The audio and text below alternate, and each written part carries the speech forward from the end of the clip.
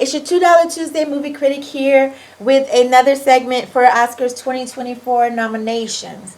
So this time I'm looking at film editing nominees. And I have to say, out of all of the nominations categories, this is the one that I have the least ability to know about. So I will tell you the things that I saw and go from there with it. Okay, so the first one was Anatomy of a Fall.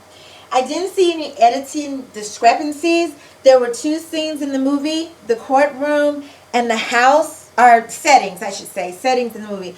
The house where the family lived and the courtroom in France. There were outside scenes too, which were very important to the movie.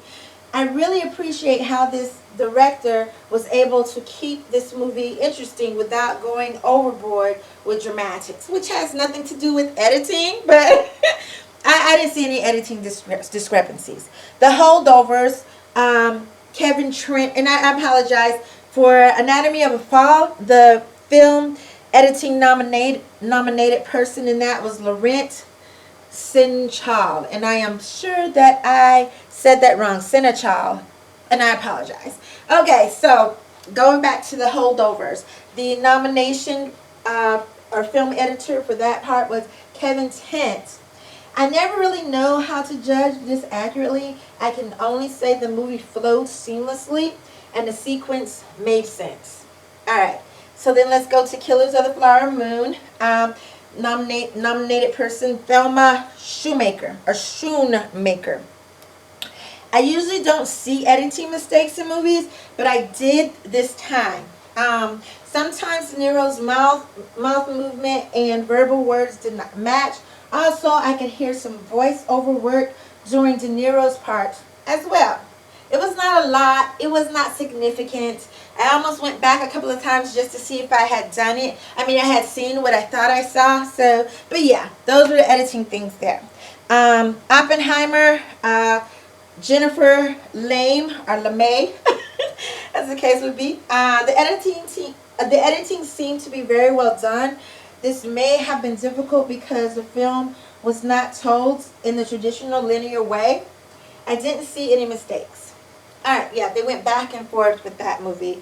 And then the last nomination, Poor Things, Yorgos Mavroparidis. And I know I pronounced that wrong.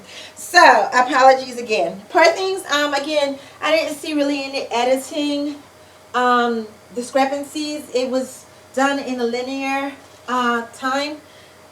You know, as time progressed and stuff, they did go back and forth from where the main character was to the supporting characters, and you know, there were a lot of different scenes in this movie, segments. So yeah, I thought it was like did really well with the film editing. Actually, out of all of them, I would think that this person would probably win because there were so many different areas, so many different segments, so many parts to piece together, and they did so well seamlessly. Alright, so that is what I think for this movie. And then again, it was, I think, a popular movie. I'm not quite sure.